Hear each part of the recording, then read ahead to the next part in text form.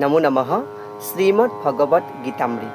আজি শ্ৰীমদ্ ভগবত গীতাৰ সাংখ্যযোগ নামৰ দ্বিতীয় অধ্যায়ৰ 49 সংখ্যক শ্লোকফাকি হৈছে এনেধৰণৰ: য় এনং বেত্তি হন্তাৰং য়স্যৈনং মন্যতে হতম উভৌ তৌ ন বিজানিতো নায়ং হন্তি ন হন্যতে।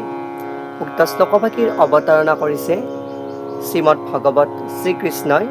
শ্লোকফাকিৰ অসমীয়া অৰ্থ হৈছে এনেধৰণৰ: যিজনে ই আনক বধ কৰে বুলি জানে বা আত্মাই আনক বধ কৰে বুলি জানে আৰু যিজনে জীৱাত্মাটো নিহত হয় বুলিও ভাবে, সেই দুয়োজনেই অজ্ঞানী, কিয়নো তেওঁ জীৱাত্মাটোকে বা জীৱাত্মাটোৱে কাকো বধ নকৰে আৰু কাৰো দ্বাৰাই সি নিজেও নিহত নহয়।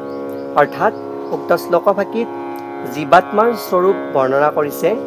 ভাষ্যক্ৰমে আহিছে, তাৎপৰ্যত উল্লেখ কৰিছে যে এই দেহধাৰী জীৱাত্মাটো অস্ত্ৰৰ দ্বাৰাই আঘাত কৰিলো বুলি বা বধ কৰিলো বুলি ভাবিলে তেওঁ আচলতে অজ্ঞানী, কিয়নো এই জীৱাত্মাটো কোনো বস্তুৰ দ্বাৰা আঘাতপ্ৰাপ্ত নহয় আৰু নিহত নহয়। পৰৱৰ্তী শ্লোকত আত্মাৰ স্বৰূপ স্পষ্টকৈ উল্লেখ কৰিব যে এই আত্মাটো কোনো পাৰ্থিৱ অস্ত্ৰৰ দ্বাৰাই, কোনো পাৰ্থিৱ বস্তুৰ দ্বাৰাই বধ কৰিব পৰা নাযায় বা কাটিব পৰা নাযায়, শুকাব পৰা নাযায়। পাইছে হয়, আপোনালোকে জানে, ন ছিদন্তি পাৱক ন দহন্তি পাৱক পৰৱৰ্তী শ্লোকত অৱতাৰণা কৰিব। কিয়নো এই আত্মাটো কোনো বিশিষ্ট উপাদানেৰে গঠিত নহয়, কিয়নো ই চিন্ময় উপাদানেৰে গঠিত।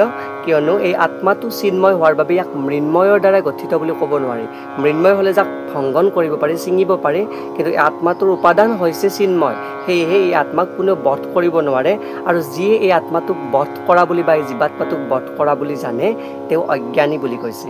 কিয়নো ইয়াত এটি বিশিষ্ট বেদৰ মন্ত্ৰৰ এটি পংক্তি অৱতাৰণা কৰিছে এনেদৰে: মা হিংসাত সৰ্বা ভূতানি, অৰ্থাৎ কাকো কেতিয়াও হিংসা নকৰিবা। জীৱাত্মাটোক বধ কৰিব নোৱাৰি কথাষাৰেৰে আনকি কোনো জন্তুকো হত্যা কৰিবৰ বাবেও উৎসাহ যোগাব নালাগে। কৰ্তৃত্ব নোহোৱাকৈ কোনো এজনৰ দেহটোক বধ কৰাটো জঘন্য কাম, আৰু তাৰ বাবে ৰাষ্ট্ৰীয় আইন আৰু ভগৱানৰ বিধি এই দুয়োটাৰ মতেই শাস্তি পাব লাগে। অৰ্জুনক যে যুদ্ধ কৰি হত্যা কৰিবলৈ কোৱা হৈছে, সেই বিষয়ত ধৰ্মৰ অনুশাসন মতেহে তেনে কৰিবলৈ কোৱা হৈছে, কিন্তু যধে মধে খামখেয়ালিকৈ বধ কৰাটো বা বধ কৰিবলৈ কোৱা নাই। অৰ্থাৎ শ্ৰীমদ্ ভগৱত গীতাৰ বা বিধিশাস্ত্ৰৰ নীতি অনুসৰি যধে মধে কাকো বধ কৰাৰ কথা কোৱা নাই।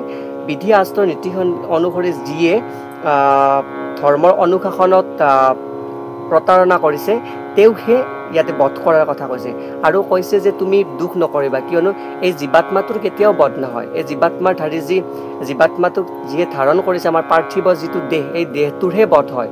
আত্মাটোক বধ কৰা বুলি তুমি কেতিয়াও দুখ নকৰিবা, শোক নকৰিবা।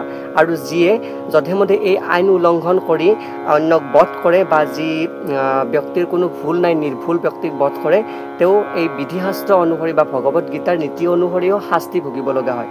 কিন্তু তুমি এই হত্যাৰ বাবে শাস্তি ভোগ কৰিবলগীয়া নহ'ব বুলি ইয়াতে উল্লেখ কৰাৰ দৰে হৈছে, কিয়নো তেওঁলোক যিহেতু পাপী আত্মা, তেওঁলোকক বধ কৰি মুক্তি প্ৰদান কৰাটো হৈছে তোমাৰ শ্ৰেয়, তোমাৰ লক্ষ্য ক্ষত্ৰিয় হিচাপে। সেয়েহে আত্মাৰ স্বৰূপ বিষয়ে কোৱা প্ৰসংগত বেদৰ পৰা আদি কৰি ভিন্ন ধৰণৰ পংক্তি অৱতাৰণা কৰি ভগৱানে আত্মাৰ স্বৰূপ ইয়াতে এনেধৰণে দাঙি ধৰি আমাক বুজাব বিচাৰিছে। ধন্যবাদ।